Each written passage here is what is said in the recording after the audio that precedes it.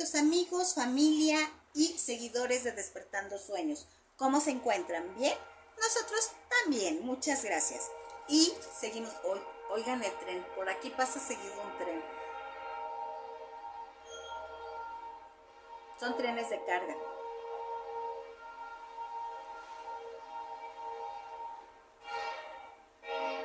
Vamos a dejarlo pasar para que nos deje continuar con nuestra lectura.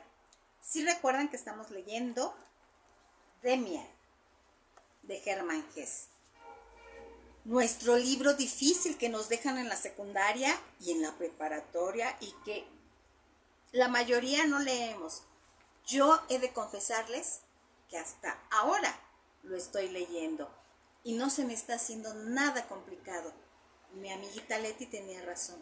Los libros tienen sus tiempos y el de este ha llegado para mí. Bueno, y vámonos con la segunda parte del prólogo. Y dice así: el autor y su obra. Para Hermann Hesse, ser poeta era recorrer un camino que tenía que ver con la propia orientación a través de la vida. Dejó de sonar la campana, el silbato, pero todavía no pasa.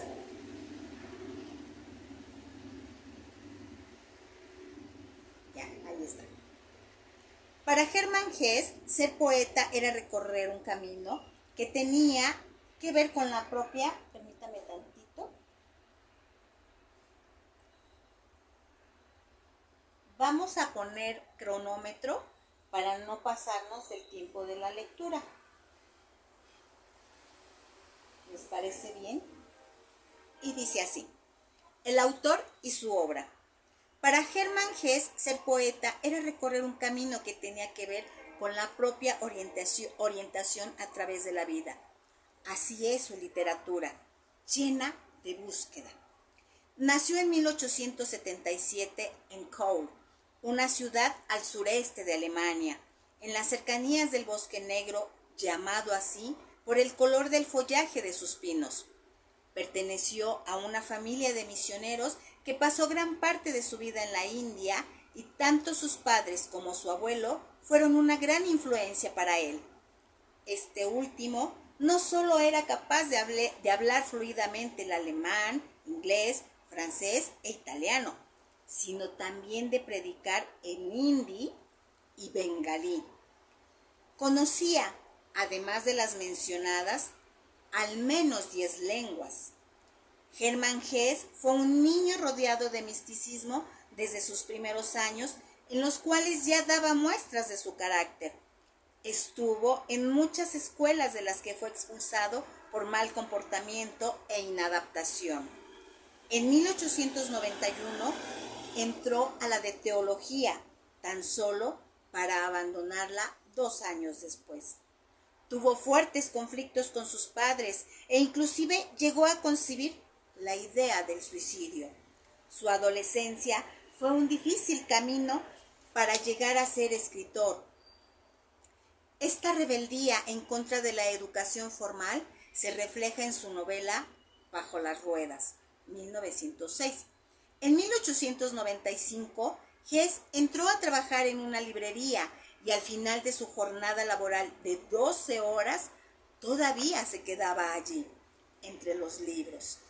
En ese recinto continuó leyendo sobre teología y se familiarizó con los textos de Goethe, autor de Fausto, personaje que vende su alma al diablo a cambio de la sabiduría infinita. Lessing, Schiller y con la mitología griega. En 1899 publicó un libro de poemas titulado Canciones románticas y la colección en prosa, Una hora después de medianoche. Ninguna de las dos obras fue bien acogida. Entre 1901 y 1907 escribió 3 libros con gran contenido autobiográfico relacionados todos con los problemas de la adolescencia. Hermann Lauscher, Peter Kamenzind, libro que le dio tantas regalías que le permitió ser un escritor independiente. Y el ya mencionado Bajo las ruedas. En esta época se casó con María Bernoulli, con quien tendría 3 hijos. En su afán por descubrir el mundo en el que vivía, nuestro autor viajaba mucho. En el año de 1911 fue a Sri Lanka e Indonesia. Al iniciar la Primera Guerra Mundial, Hess, a pesar de haber vivido 2 años en Suiza, no quiso eludir su responsabilidad y se enlistó en el ejército. No fue a las trincheras, sino que formó parte de una organización cuya principal función era enviar libros a los prisioneros de guerra. Con el paso de los meses, Hess logró sacudirse la psicosis de la guerra e invitó a los intelectuales a no caer en el nacionalismo. Además, conminó a los ciudadanos a regresar a la decencia, a la moderación. En 1916, su mundo se desmorona. Muere su padre, su hijo cae enfermo y María, su esposa, es recluida en una institución para enfermos mentales. Se ve forzado a buscar ayuda y entonces el doctor Lang, discípulo de C.G., lo psicoanaliza. En 1919 publicó Demian bajo el seudónimo de Sinclair, el narrador del libro. Esta novela, en donde se ve la influencia del psicoanálisis, es catalogada como educativa porque muestra el crecimiento del personaje, su niñez y su adolescencia con todos los caminos característicos de esas etapas de la vida. En este mismo año comenzó a escribir Siddhartha, obra que refleja su conocimiento acerca de la filosofía y espiritualidad oriental y que fue publicada en 1922.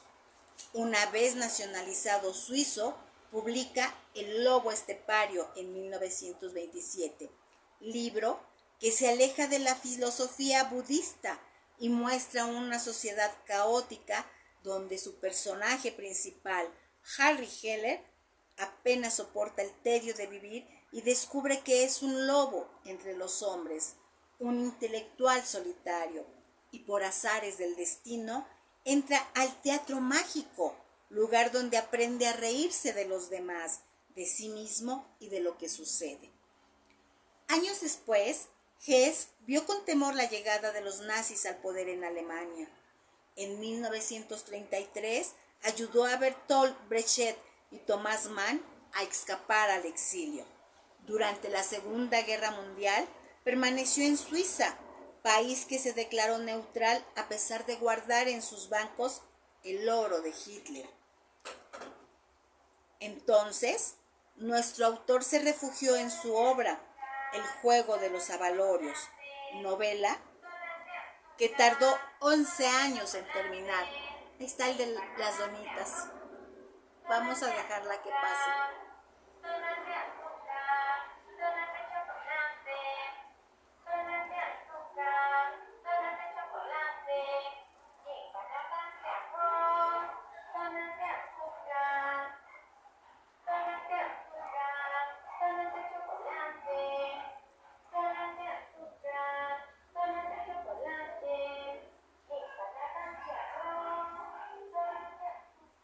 Ya se va.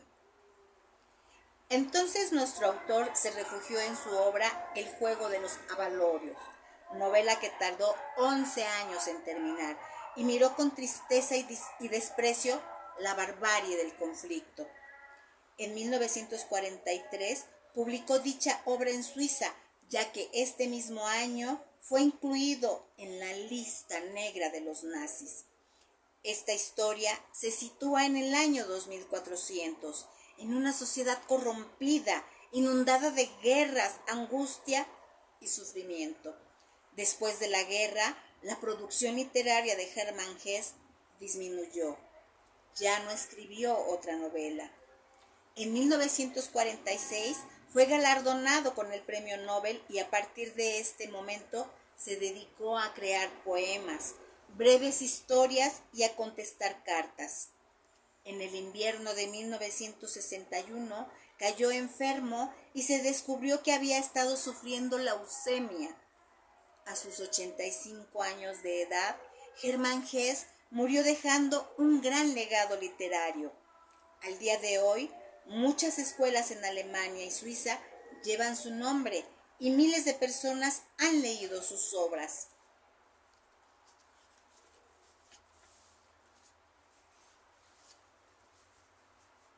Demian.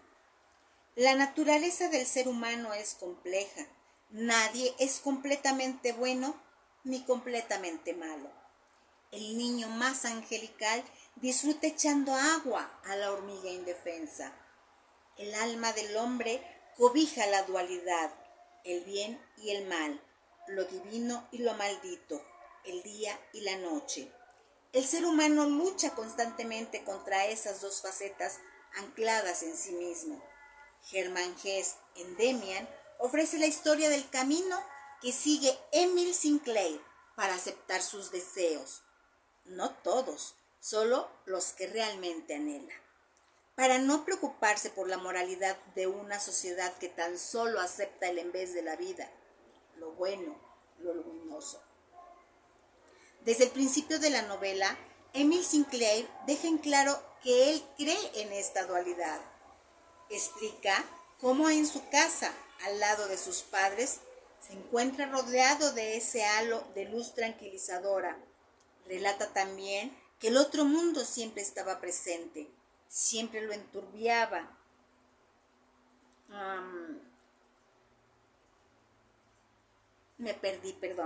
Relata también que el otro mundo siempre estaba presente, siempre lo otro enturbiando su conciencia. Una mentira lo arrastra al otro polo e inicia su crecimiento. De pronto se ve atrapado en el fango y paulatinamente se desprende de él la paz hallada en la casa paterna. Comienza su soledad, su exaltación y su sufrimiento. Descubre el goce que produce lo prohibido y la pena que infringe la conciencia al recordar lo hecho. Un día llega a él la salvación. Demian, un muchacho nuevo en la escuela, ahuyenta a su verdugo y le muestra, con tan solo un parpadeo, una doctrina, un modo diferente de entender el mundo. Un mundo en donde el bien y el mal coexisten y son parte de lo mismo. Demian, de Hermann Hesse, es considerada una novela educativa, una novela que narra en primera persona los problemas de un niño, de un adolescente, de un adulto joven que busca, al igual que todos, crecer, elegir correctamente los pasos que lo llevarán a su destino. Emil Sinclair tendrá que destruir paradigmas materialistas, cuestionar continuamente lo aprendido, la doctrina enseñada, escuchar a distintos maestros, Demian, Pistorius, Eva, etc. Pero sobre todo, escucharse, aprender de sí mismo, de sus sueños, de sus deseos. En esta obra, Hermann Hesse vierte su conocimiento de las teorías de Carl Jung, conocimiento adquirido durante sus sesiones de psicoanálisis. Al igual que Jung, Emil Sinclair recrea sus sueños y estos, trazo a trazo, dibujo a dibujo, muestran lo que está dentro de su alma. El pájaro rompe el cascarón, el huevo es el mundo, el que quiere nacer tiene que romper un mundo. El pájaro vuela hacia Dios. El Dios se llama Abraxas. Demian es un libro lleno de magia, una magia apenas perceptible que se extiende a lo largo de la historia, una magia que invoca casualidades, sincronías en la teoría de Jung, que llama personas. Para Jung, la psique se divide en tres partes: el yo, el inconsciente personal y el inconsciente colectivo. La herencia milenaria, la mística de las religiones, los fantasmas o los sueños paralelos. Es en el inconsciente colectivo donde existen los arqueotipos, tendencias innatas a experimentar ciertas cosas de cierta manera. Por ejemplo, todo ser humano nace predispuesto a desear una madre. Emil Sinclair En su soledad, en ese camino que tan solo puede recorrer él mismo, sueña con una mujer, esboza el rostro de una mujer y la encuentra. Su nombre es Eva. Su sueño lleva el nombre mítico de la madre. Otro arquetipo es la sombra, el pasado animal del ser humano, los instintos, la parte negativa o diabólica que se vuelve más fuerte cada vez que alguien trata de ser completamente bueno. Emil Sinclair se debate a lo largo de su vida entre estar en el mundo del yo, el luminoso, o en el mundo de la sombra, el oscuro, sin darse cuenta de que toda la raza humana está sumida en ambas partes. Por último, está el arquetipo más importante, el de sí mismo, la personalidad, la imagen de la perfección anclada en el inconsciente colectivo, la iluminación budista, la imagen de Cristo. Según Demian, esa debería ser la meta de todos. La meta de Emil Sinclair, conocerse para alcanzar la perfección, el balance de los opuestos, la equidad entre el yo y la sombra, el bien y el mal, lo individual y lo colectivo, ser un hombre completo. Es eso lo que representa Abraxas, la divinidad que es buena y mala, el Dios y el demonio fundidos en la misma deidad. Al final, la travesía de Demian y Sinclair termina con la guerra, la Primera Guerra Mundial que cimbró el suelo de Europa, la guerra que cambió las convicciones de raíz y que trajo consigo el ansiado cambio buscado por Demian. Vamos a terminar, ya nos falta poquito. Esta catástrofe fue soñada por Jung meses antes del asesinato del archiduque, casi de la misma manera en que Demian lo soñara apenas unos días antes de su comienzo. El destino alcanza a los dos héroes de la novela en el instante en que por fin están juntos. Demian es la historia de cómo Emil Sinclair llega a ser un hombre, de cómo un niño va forjando día a día su personalidad, de cómo el adolescente se equivoca y corrige su camino. Es la búsqueda del propio destino. Es un relato donde se aprenden y se cuestionan el amor, la amistad, la felicidad y lo más importante de todo, la vida. La vida que cada uno elige llevar. Prólogo de Malena Luca. Así es, amigos.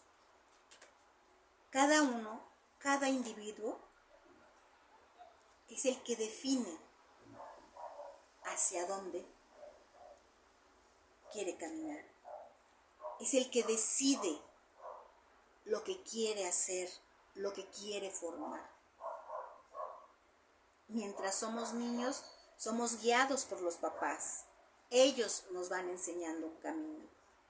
Pero una vez que vamos creciendo, los caminos se van abriendo entre el bien y entre el mal. A veces van mezclados, pero se tienen que separar y uno tiene que elegir el que más quiere.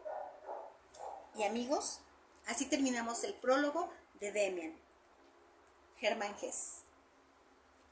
Recuerden buscarnos en nuestras redes sociales, Facebook Betty Cuentacuentos, Despertando Sueños, Instagram Betty Cuentacuentos y YouTube Beatriz Hernández Sánchez. En YouTube están todas nuestras lecturas largas. Así es que los esperamos para la próxima. Suscríbanse a nuestro canal, suban el dedito, denle like, compártanos para que este mundo de lectura crezca. Amigos, hasta la próxima. Que tengan una hermosa tarde. Hasta luego.